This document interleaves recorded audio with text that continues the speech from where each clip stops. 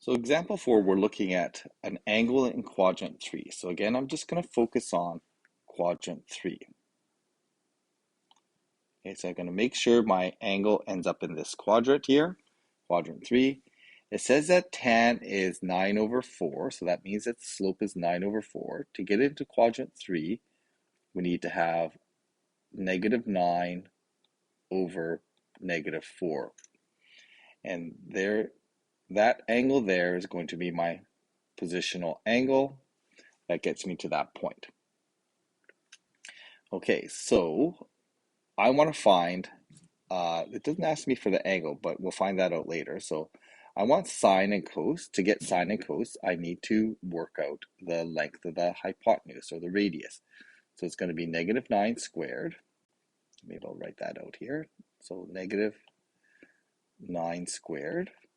Make sure you square the negative, plus negative 4 squared, square root. The radius works out to be 81 plus 16, or square root 97. Okay, so we're just going to keep the exact value. Finding sine theta, we're going to use the vertical, or y, negative 9 over root 97. We're going to leave it like that.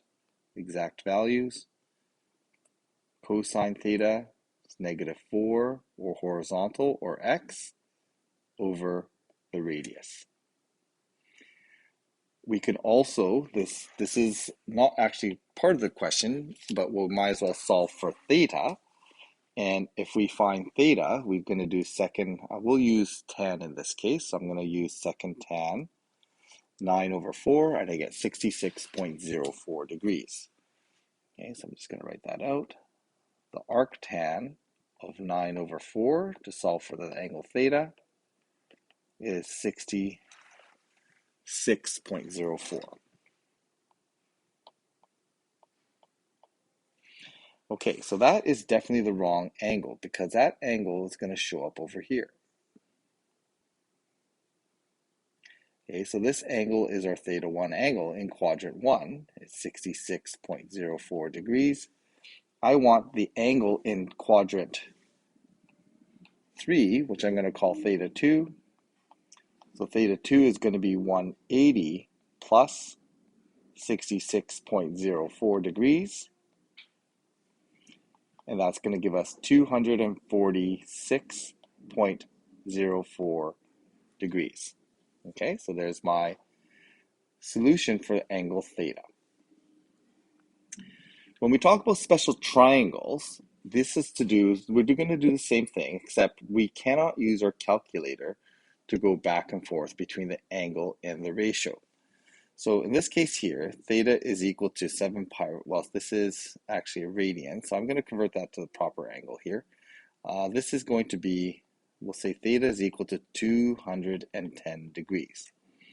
What is a reference angle? So first of all, we need to locate 210 degrees. It's going to be past 180, and it's going to be 30 degrees past 180. So there's our 210 degrees. Okay, so that's going to locate that position here, and it's going to give us this reference triangle in quadrant 3. The reference angle, this reference angle is the angle in here made with the x-axis. It's all reference angles are always made with the x-axis, and since this is 180 degrees here, we know that the reference angle must be 30 degrees. And that's not a positional angle. 210 locates the position, 30 degrees is an angle in the triangle, and those are not the same thing. So once I found my reference angle, I need to make sure I know the ratio of my triangle. This is a 30-60 triangle. Okay, there's my 60, there's my 30 degrees, and it's going to be a 1, 2 along the longest side is 2, and the vertical side is root 3. The short side is 1, the medium side is root 3, and the hypotenuse or the radius is going to be 2. So if I want to find cosine of theta, okay, if I want to find cosine of 210 in this case, Okay, so maybe I'll just write that 210 in. Cosine of 210 degrees. Well, first of all, I need to use the x value, and that's going to be root 3. But remember that cosine is positional, so it has to be negative. So it's going to be negative root 3, 2, and not 1 here, but negative 1.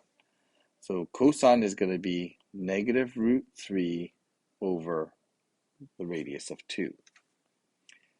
For sine, sine's going to be down, so it's going to be negative as well. Sine 210 is going to be negative 1 over 2. And again, it's the exact value. You can get these off your calculator, but you need to give me these exact values with square roots. And lastly, the tan or slope of 210 degrees, it's going to be positive because it's sloping up. And it's going to be rise over run. And we'll just leave that as positive root 3.